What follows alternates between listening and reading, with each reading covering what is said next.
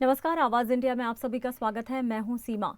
भारत और पाकिस्तान के बीच सीजफायर के बावजूद जारी ऑपरेशन सिंदूर और दोनों देशों के बीच जारी तनाव को देखते हुए महाराष्ट्र सरकार अलर्ट मोड पर है।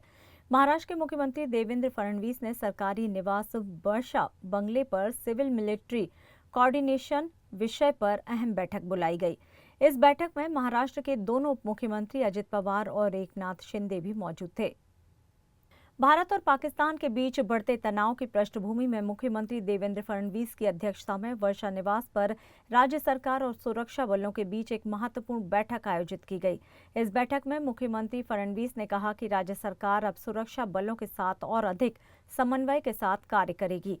मुख्यमंत्री की उपस्थिति में राज्य की सुरक्षा और तैयारी की समीक्षा के लिए आयोजित इस अहम बैठक में उप मुख्यमंत्री एकनाथ शिंदे और अजित पवार के अलावा भारतीय सेना की ओर से लेफ्टिनेंट जनरल पवन चड्ढा और कर्नल संदीप सील, नौसेना की ओर से रिटायर्ड एडमिरल अनिल जंगी और नौसेना कमांडर नीतेश गर्ग तथा वायुसेना की ओर से एयर वाइस मार्शल रजत मोहन भी शामिल हुए।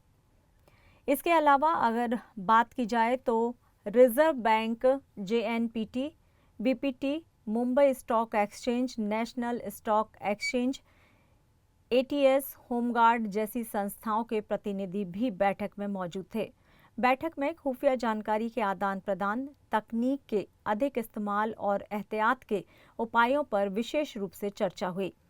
बैठक से निकलने के बाद राज्य के मुख्यमंत्री देवेंद्र फडणवीस ने युद्ध विराम के बावजूद प्रॉक्सी वॉर की आशंका की बात दोहराई और सुरक्षा बैठक की जानकारी दी।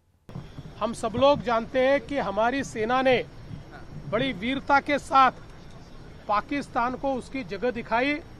पाकिस्तान को मुंह की खानी पड़ी। उनके कई एयर बेसेस को तहस नहस किया। आतंक के अड्डों को हमारी सेना ने तहस नहस किया, जिसके चलते अब पाकिस्तान को ये बात तो समझ में आ गई होगी कि भारत से वो सीधी लड़ाई नहीं कर सकती। लेकिन इतिहास में हमने देखा है कि जब वो भारत से सीधे लड़ाई नहीं कर सकते तब वो एक प्रॉक्सी वॉर तैयार शुरू करते हैं। और ऐसे प्रॉक्सी वॉर में मुंबई जैसी हमारी आर्थिक राजधानी जो है ये बहुत वल्नरेबल होती है। यहाँ पर कोई ना कोई घटना करने का प्रयास वो करते हैं। इसलिए हम लोगों ने आज एक कोऑर्डिनेशन की बैठक ली है, जिस बैठक में सेना के अधिकारी भी थे।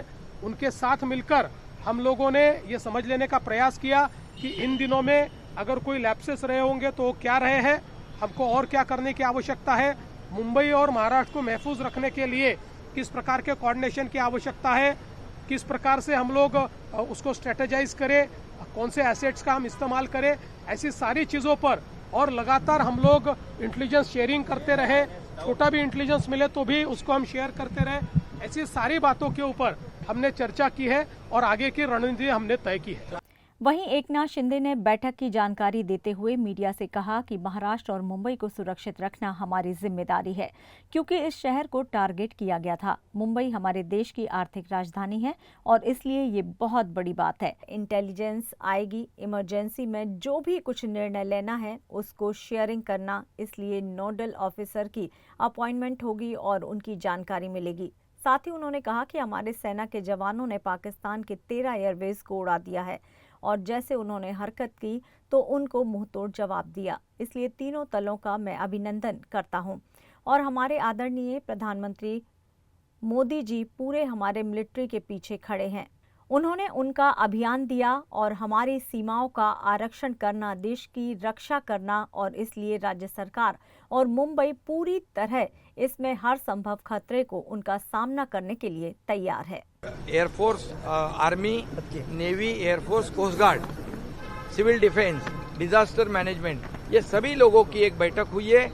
महाराष्ट्र और मुंबई को सुरक्षित रखना ये विषय को लेकर, क्योंकि पहले भी आतंकवादियों ने मुंबई को टारगेट किया था और मुंबई हमारे देश की आर्थिक राजधानी है और इसलिए ये पूरी तरह सजग होना, अलर्ट होना, ये हमारे लिए बहुत बड़ी बात है। और एक डिफेंस की तरफ से, एक हमारे राज्य सरकार की तरफ से, दोनों भी जो भी इनपुट आएंगे, इंटेलिजेंस आएंगे, इमरजेंसी में जो भी कुछ निर्णय लेना है उसको शेयरिंग करना, इसलिए नोडल ऑफिसर की अपॉइंटमेंट होगी और उनको जानकारी मिलेगी एक दूसरे की। तत्काल डिफेंस जैसे army, navy, air force, coast guard कहेगा ये ऐसी ऐसी जरूरत है तो राज्य सरकार उनको तत्काल सहयोग करेगी।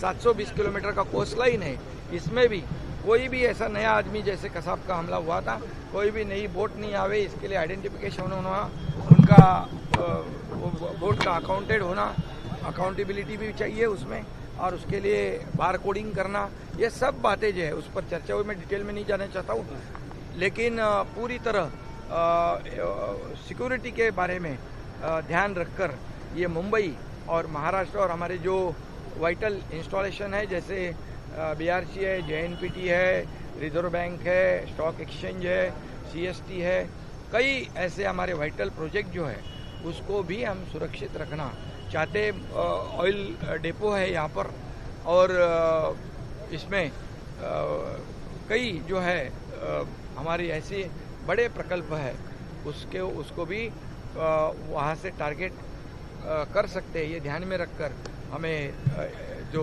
सुरक्षा का इंतजाम जो है पुख्ता करने के लिए बैठक थी, क्योंकि हमारे लश्कर के जवानों ने उनको 13 एयरबेस को उड़ा दिया है, और जैसे उन्होंने हरकत की तो उनको मुंह तोड़ जवाब दिया है। इसलिए तीनों दलों का मैं अभिनंदन भी करता हूं, और हमारे आदरणीय प्रधानमंत्री मोदी जी पूरे हमारे मिलिट्री के पीछे खड़े हैं। उन्होंने उनको फ्री हैंड दिया है हमारे सीमाओं का रक्षण करना, देश का रक्षा करना, और इसलिए राज्य सरकार और मुंबई पूरी तरह इसमें हर संभव खतरे को उसका सामना करने के लिए तैयार है।